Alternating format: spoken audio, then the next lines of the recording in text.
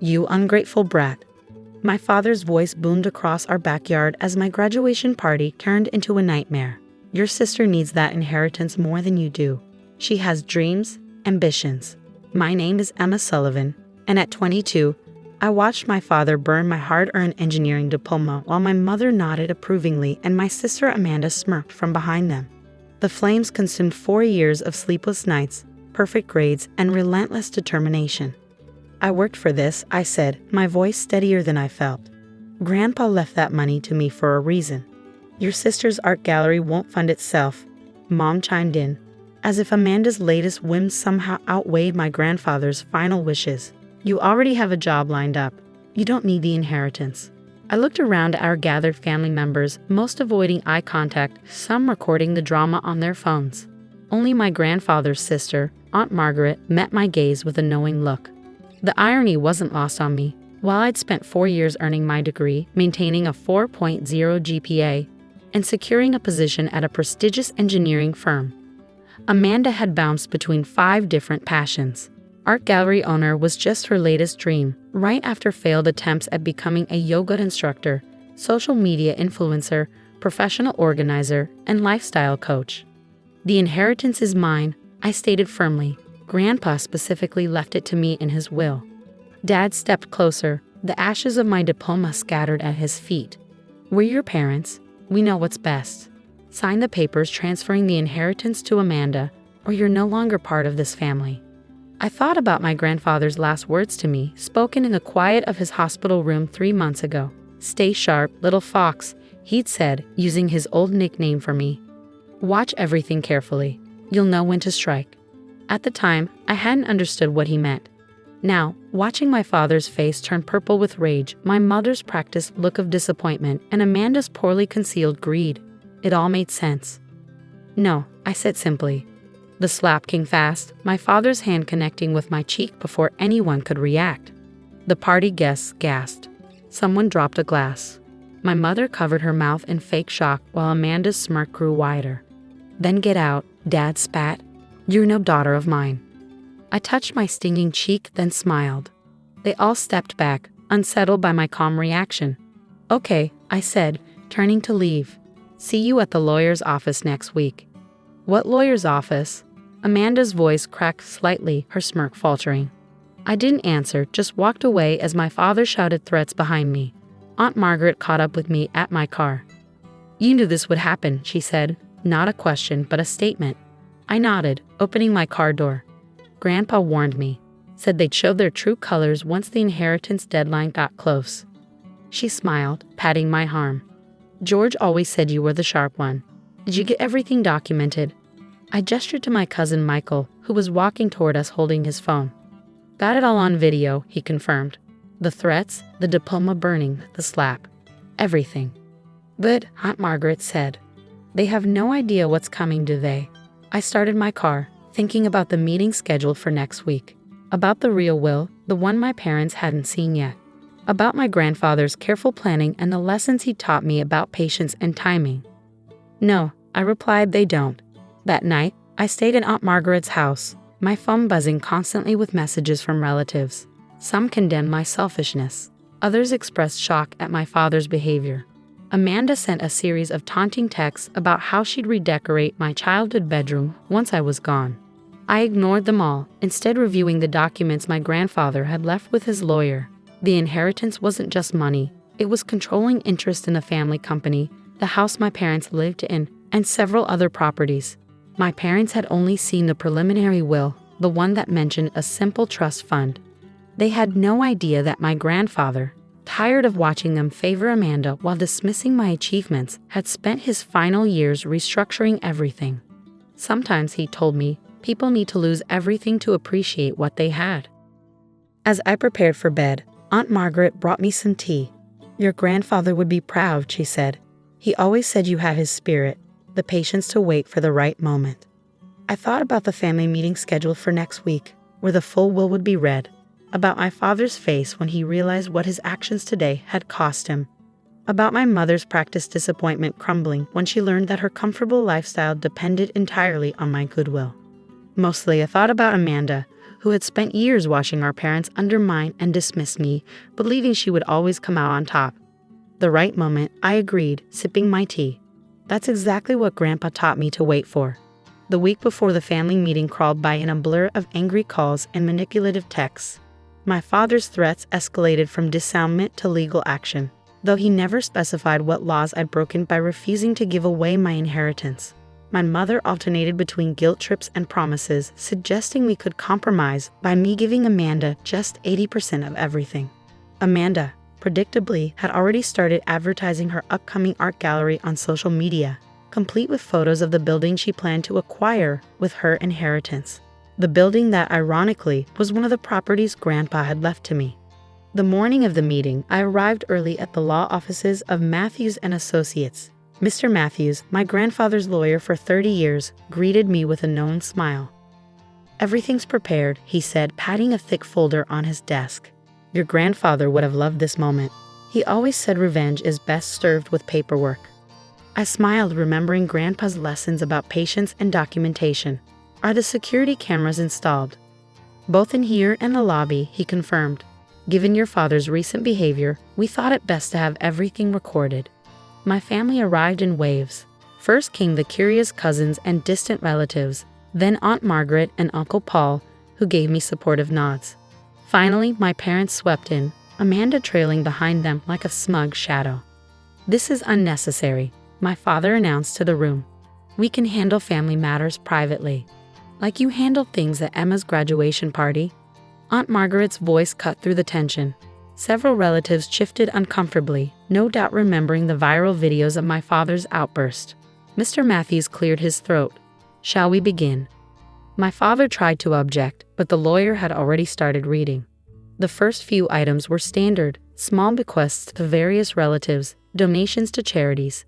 Then came the part they'd been waiting for. Regarding the primary estate, including Sullivan Manufacturing, all associated properties, and liquid assets, Mr. Matthews paused, looking directly at my parents. George Sullivan left detailed instructions about their distribution. My mother straightened in her chair. Amanda pulled out her phone, probably ready to post about her windfall. My father smiled smugly. "The entire estate," Mr. Matthews continued, "is left to Emma Sullivan, with specific conditions regarding its management and distribution." The room went silent. Then everything exploded. "This is impossible," my father shouted, jumping to his feet. "We saw the will months ago. It was just a trust fund." "That was a preliminary document," Mr. Matthews explained calmly. "This is the final version, properly witnessed and notarized 3 months before Mr. Sullivan's death." Amanda's phone clattered to the floor. "But my gallery." Furthermore, the lawyer continued, raising his voice slightly, "the current residence occupied by Thomas and Diana Sullivan is included in this estate. The occupants have 30 days to either purchase the property at market value or vacate." My mother's practiced composure cracked. "Vacate? But that's our home." "Actually," I spoke for the first time, "it's my home. Grandpa left it to me, along with everything else you tried to bully me into giving away." "You planned this," my father snarled, taking a threatening step toward me. "You manipulated your grandfather." "Mr. Sullivan," Mr. Matthews interrupted sharply, "I remind you that this meeting is being recorded, and given your recent documented history of violence toward your daughter, any aggressive moves will have consequences." My father froze, finally noticing the security cameras. Additionally, the lawyer continued, "Mr. Sullivan left a video message explaining his decisions. Shall we watch it?" Before anyone could respond, my grandfather's face appeared on the conference room screen. He looked tired but determined, his familiar sharp eyes staring directly into the camera. "If you're watching this," he began, "then Emma has finally stood up to you all, just as I taught her to. I've watched for years as you dismissed her achievements, belittled her efforts, and favored Amanda despite her lack of direction or responsibility." Amanda started to protest, but Aunt Margaret shushed her. "I built this company from nothing," Grandpa's recording continued. "I know the value of hard work, dedication, and patience. Emma has all these qualities. She also has something else, the wisdom to wait for the right moment to show her strength. That's why she gets everything, not because she's my favorite, but because she's earned it." My mother was crying now, whether from genuine emotion or practiced manipulation. I couldn't tell. My father had slumped in his chair, his face ashen. Amanda just stared at her fallen phone, her dreams of an easy payday crumbling around her. "There's more," Mr. Mackey said as the video ended. "Shall we continue?" I nodded, thinking about Grandpa's words about patience and timing. The real surprise was still to come, the part where they'd learn exactly what kind of leader I planned to be. "Yes," I said, pulling out my own folder of documents. "Let's talk about the future of Sullivan Manufacturing. I have some changes in mind." The room felt charged with tension as I opened my folder. Inside were the plans I'd spent months developing, guided by Grandpa's mentorship during his final days. "Sullivan Manufacturing needs restructuring," I announced. "My engineering degree might be ashes, but my knowledge wasn't. Our technology is outdated, our processes inefficient, and our employee satisfaction is at an all-time low. You can't just walk in and change everything." My father exploded. "I've run this company for 20 years. Into the ground," I replied calmly, sliding quarterly reports across the table. "We've lost market share every year for the past 5 years. Employee turnover is at 60%.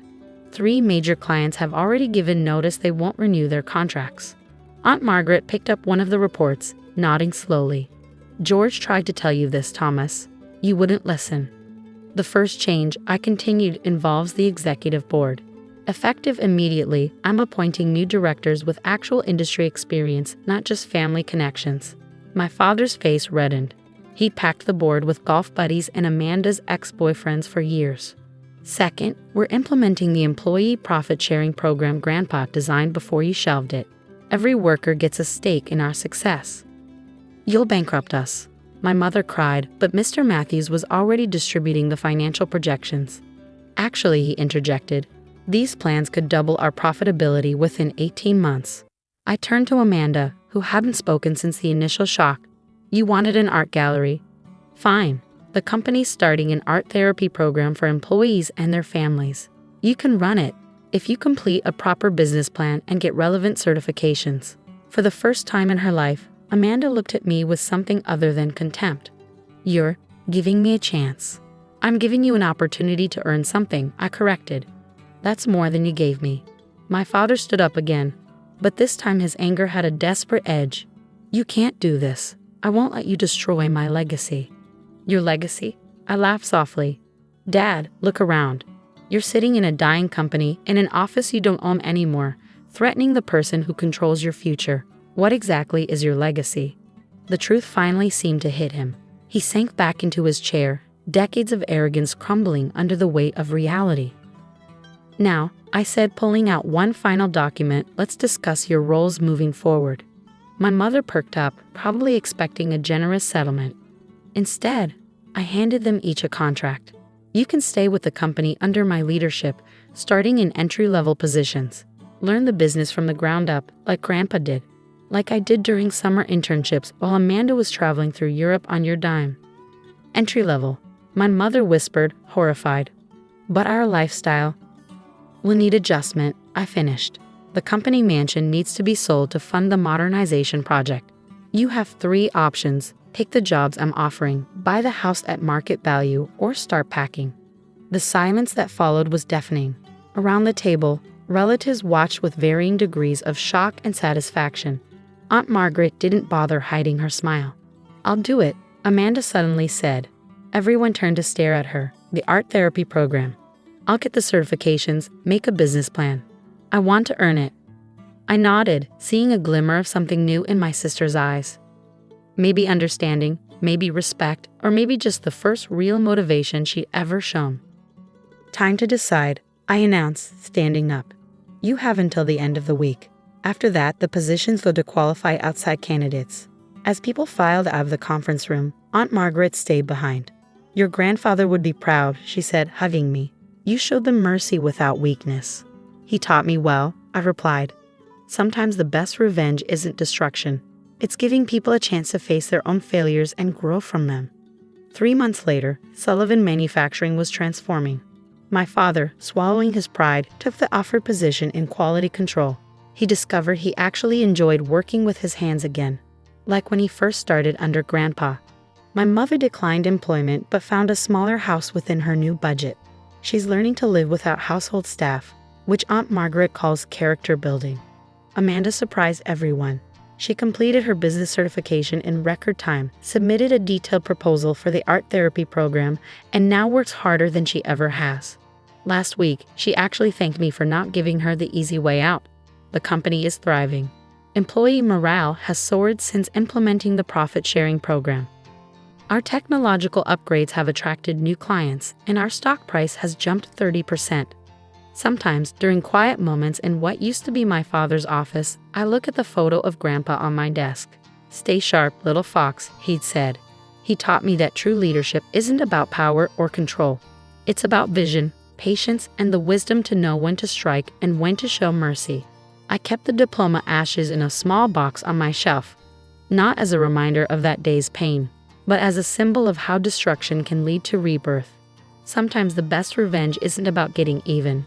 It's about building something better from the ashes of what was lost.